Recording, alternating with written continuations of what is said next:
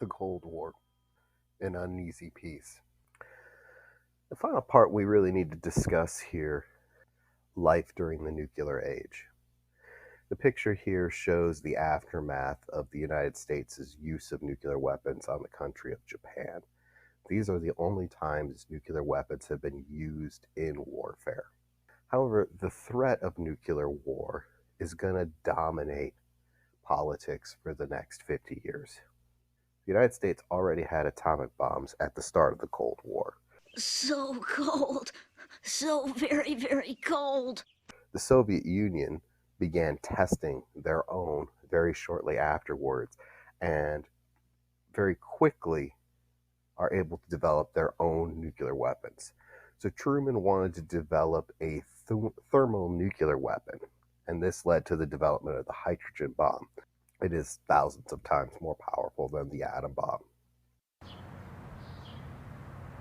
My spoon is too big. And this leads to an arm race between the United States and the Soviets.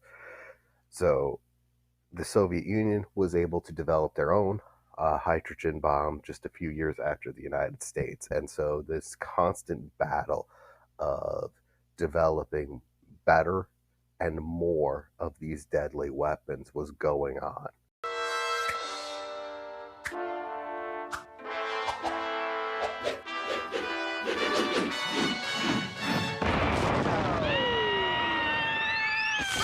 Now, Truman wins a surprise re-election in 1948, but he is not going to run for president again in 1952. And so the president, Eisenhower is going to approach the Cold War a little bit differently. He wanted to stress the fact that if the Soviets attacked the United States, that they would retaliate instantly. This willingness to go to the edge or the brink of war is what Eisenhower's foreign policy was known for, and this is known as brinkmanship. Under Eisenhower, the U.S. strengthened their military to back this up. And so you see an ever-increasing U.S. military throughout the 1950s while Eisenhower is president. Let's show these freaks what a bloated, runaway military budget can do. Now, the weapon that really changes warfare really is the atomic bomb. And here are some examples of what the weapon looks like and the devastation that it is capable of wrecking. On a cloudy fall day, a Soviet Tu-95 bomber flies over the island Novaya Zemlya, located in the Arctic Sea. Reaching a height of 35,000 feet, the pilot drops his ordnance. The Tsar Bomba, a 50-megaton nuclear bomb. Within moments, the fusion device detonates, shooting a flash of light through the atmosphere, visible from 600 miles away.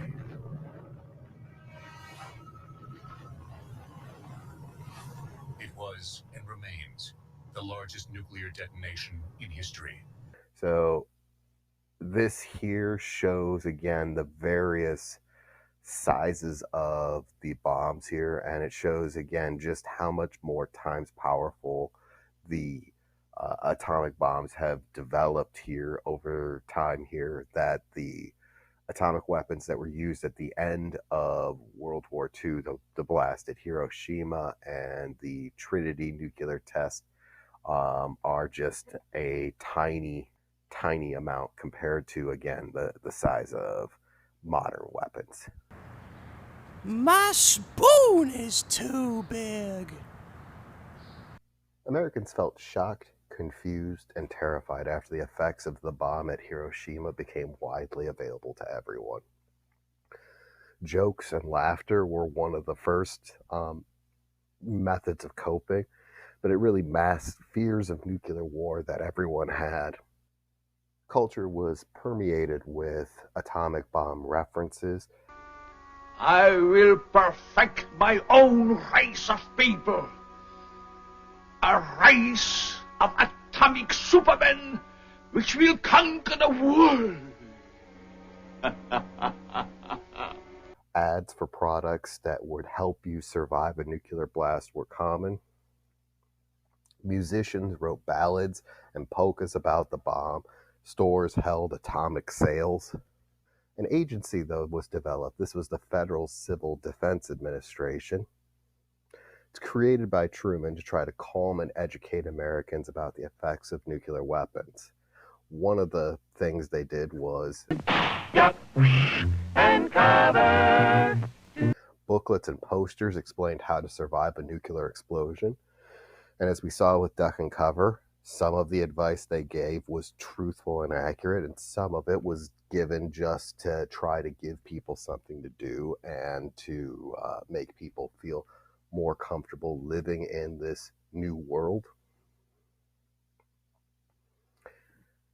The Federal Civil Defense Administration encouraged Americans to build bomb shelters. And so throughout this country, a number of Americans built bomb shelters throughout the 1950s and 1960s.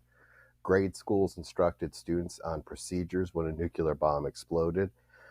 If you watch Duck and Cover, that was frequently the message given to grade school students.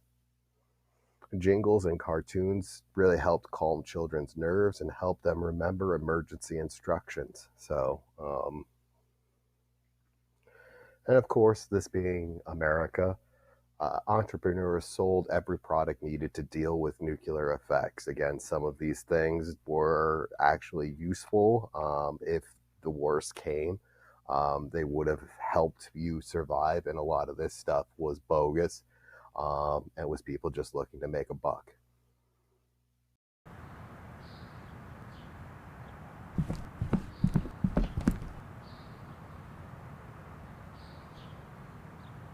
I am a banana!